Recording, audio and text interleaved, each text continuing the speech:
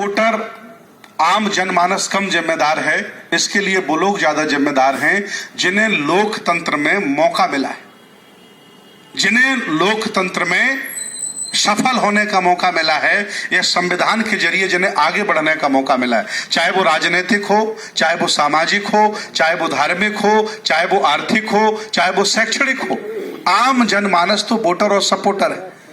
जब इन्हें मौका मिला तो इन्होंने व्यवस्थाएं क्यों खड़ी नहीं की, जिसकी वजह से वो लोग, मैं एक बात मिल सकती है।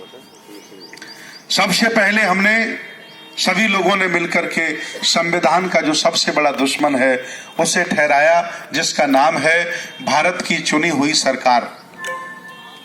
संविधान का जो पहला दुश्मन है वो देश भारत की चुनी हुई सरकार है।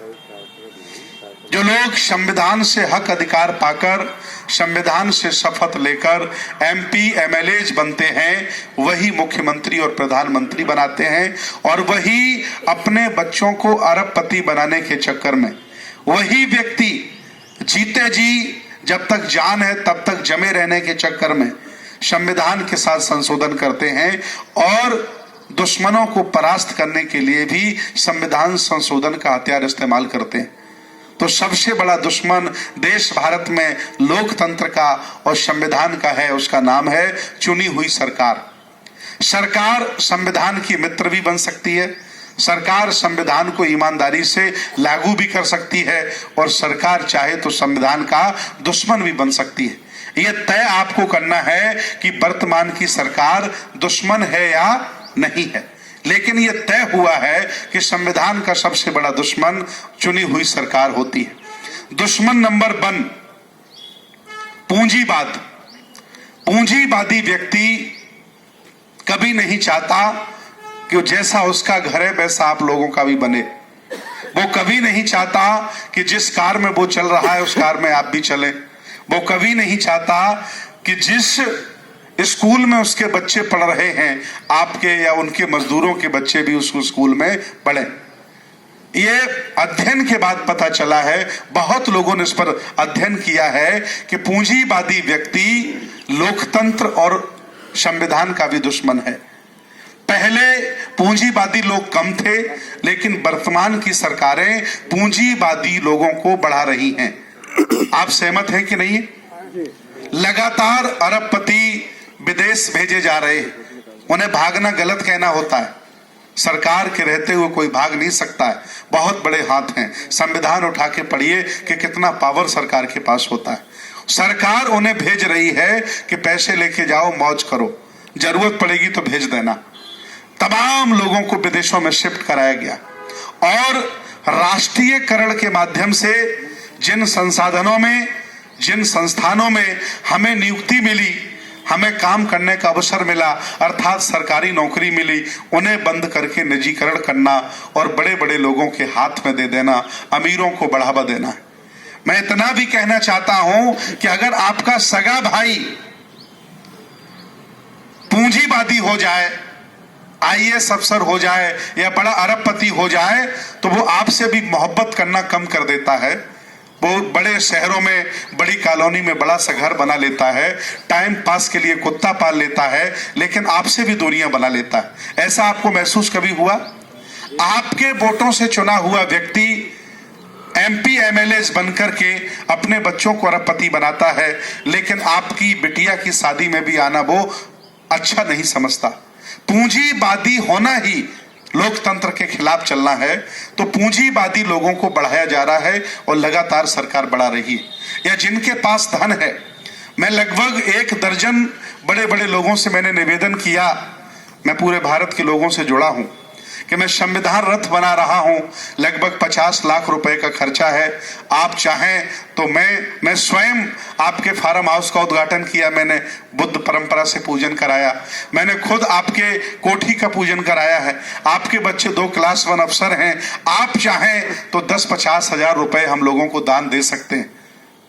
ऐसे लोगों के पास, जिनके पास अथाह धन था, उन्होंने संविधान जैसी वस्तु के लिए जन जागरूकता फैलाने के लिए उन्होंने सहयोग नहीं दिया। मैंने कहा कि माना कि अगर आपका सब लूट लिया जाए तो क्या करोगे? तो उस अधिकारी का कहना है कि मैं बाहर सारा पैसा इन्वेस्ट कर दूंगा, दूसरे देशों में मेरी वार्ता चल रही है और मैं नागरिकता लेकर के जर्मनी, ऑस्ट्रेलिया, फ्रांस में सेटल हो जाऊंगा, भारत को छोड़ दूंगा, आप परेशान मत हो बंते जी। वह व्यक्ति जिस वजह से IAS, PCS, जज, डॉक्टर, इंजीनियर या पैसे वाला बना, उसको बचाने की उसके मन में कोई, दिल में थोड़ी भी तमन्ना नहीं, कोई उसके मन में भाव नहीं। अर्थात बड़े संघर्षों के बाद ये वाहन हम लोगों ने बनाया और हम लोग घूमना शुरू किए। आज 425 कार्यक्रम पूरे भारत में हम कर चुके हैं। जो आप जैसे कार्यक्रम, जो आप बैठे ना, ये संविधान चौपाल का कार्यक्रम है। हम लोकतांत्रिक सोच के व्यक्ति हैं, पहले आपके ख्यालात सुनते हैं, आपके विचार सुनते हैं, फिर अपनी बात रखते हैं और कोई दबाव नहीं कि मेरी सारी बातें आप माने। अच्छा लगे तो उनका प्रचार प्रसार कर सकते हैं, कल्याण मित्र बन के, हमारे साथी बन के, नहीं तो कोई जरूरत नहीं है। थोपने जैसा मेरा कोई भाव नहीं। तो दूसरा जो दुश्मन है संविधान का, वो पूंजीवाद है। आप सहमत हैं कुछ के नहीं है? तीसरा दुश्मन संविधान का जो है सबसे बड़ा, उसका नाम है भारत की न्याय व्यवस्था। ये जो संविधान है इसमें 250 लोगों के साइन हैं, जिन्होंने संविधान लिखने के बाद डिबेट में, बहस में और अनुच्छेदों की चर्चा में हिस्सा लिया। उन सभी लोगों के साइन हैं। आप साइन पढ़ सकते हैं, नाम पढ़ सकते हैं।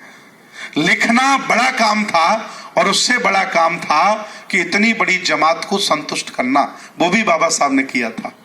हम लोग सिर्फ यही कहते हैं कि बाबा साहब ने संविधान लिखा, लेकिन 2.5 साल बहस चली पार्लियामेंट में, लोगों को बाबा साहब ने संतुष्ट किया, एक एक अनुच्छेद पर संतुष्ट किया। इसकी चर्चा हम लोग नहीं करते, जो बड़ा काम था। हर व्यक्ति ने एक एक अनुच्छेद पर, आर्टिकल पर 20-20 बार सवाल किए, लेकिन बाबा साहब ने कहा कि बिना संतुष्ट किए मैं किसी भी तरह का आगे का काम नहीं बढ़ाऊंगा। कितना बड़ा काम था।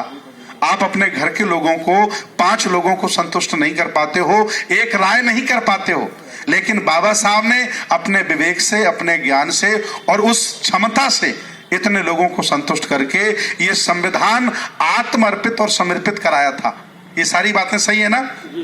अब संविधान का जो तीसरा सबसे बड़ा दुश्मन है, जिसका नाम है न्याय व्यवस्था।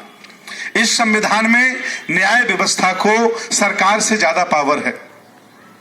मुख्यमंत्री चाहे जितना पावरफुल हो उत्तर प्रदेश का, हाई कोर्ट इलाहाबाद का मुख्यमंत्री के काम में रोक लगा सकता है। आप जानते हो या न जानते हो, इतनी पावर है हाई कोर्ट में। प्रधानमंत्री चाहे जितना पावरफुल हो, अगर सुप्रीम कोर्ट चाहे तो प्रधानमंत्री के किसी भी कार्य में रोक लगा सकता है। सुप्रीम कोर्ट, ये संविधान में पावर मिला है।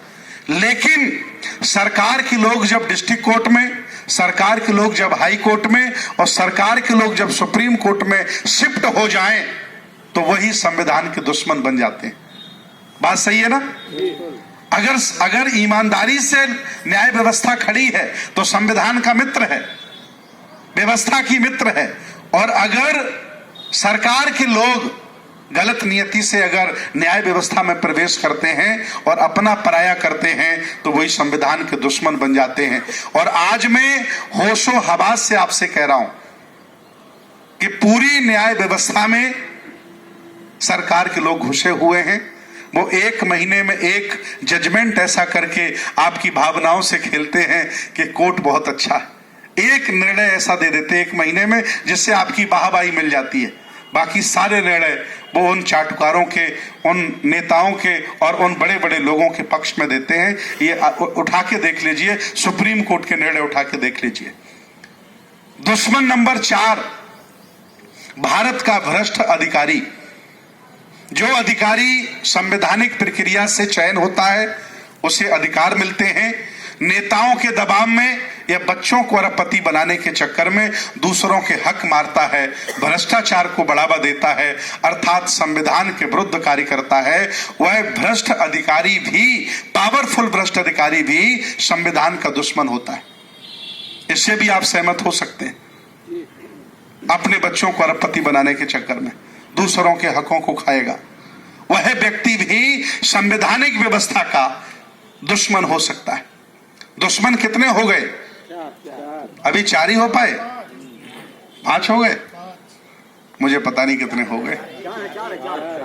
दुश्मन नंबर 5 देश भारत का मीडिया।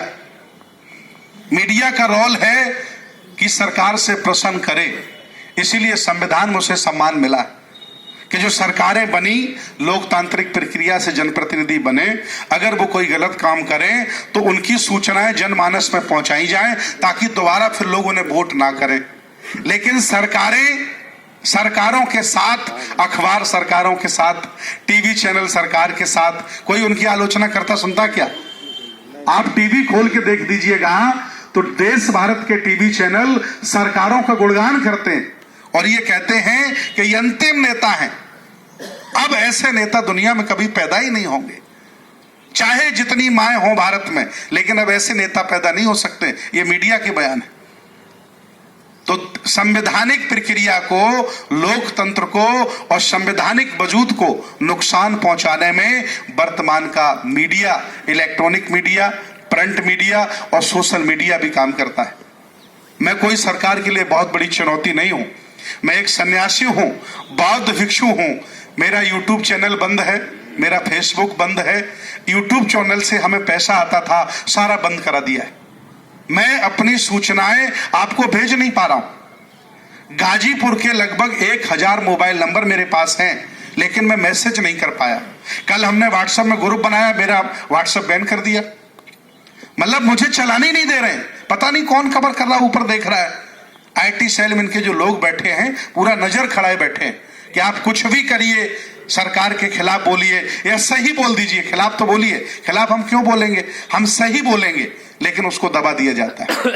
और दुश्मन नंबर 6 इस संविधान का, लोकतंत्र का दुश्मन नंबर 6 है, जिसका नाम है भारत की सोई हुई जनता, जिसमें आप लोग भी आते हैं। आप लोगों की भी हिस्सेदारी है और आपके सो जाने की वजह से, आपके गूंगे बहरे हो जाने की वजह से, अभिव्यक्ति की आजादी को न समझने की वजह से, जिंदा न होने की वजह से उन लोगों को मौका मिला है और संविधान को वो धीरे धीरे खत्म करने का प्लान कर रहे हैं। 75 साल की आजादी में 125 करोड़ जनमानस भारत का, जिसे हम SC ST OBC माइनॉरिटी कहते हैं, 75 साल की आजादी में 125 करोड़ लोगों ने आज दिन तक यह तय नहीं कर पाया कि उसका दोस्त कौन है और दुश्मन कौन है। बात सही है कि नहीं है? आज दिन तक आपने यह तय नहीं कर पाया है कि आपका दोस्त कौन है भारत में और दुश्मन कौन है। आज दिन तक आपने यह तय नहीं कर पाया है कि धर्म कौन सा आपके लिए अच्छा होगा, कौन सा खराब होगा। 75 साल हो गए। बाबा साहब ने भी सब कुछ देने के बाद हमें धम्म दिया था। वो चाहते तो खत्म कर सकते थे, धम्म न देते आपको, अंतिम समय था उनका, लेकिन कहा कि धम्म नहीं देंगे तो अधूरा मेरा प्रयास माना जाएगा। और आज दिन तक यहाँ की 125 करोड़ आबादी ने यह तय नहीं कर पाया है कि कौन सा धर्म मेरे लिए ठीक होगा, कौन सा ठीक नहीं। और फिर तो बुद्धिज्म हिंदुज्म का हिस्सा है भारत में। मनमोहन की सरकार में पहली बार सिख धर्म को आनंद मैरिज एक्ट मिला था, वो भी प्रभावी नहीं हो सका।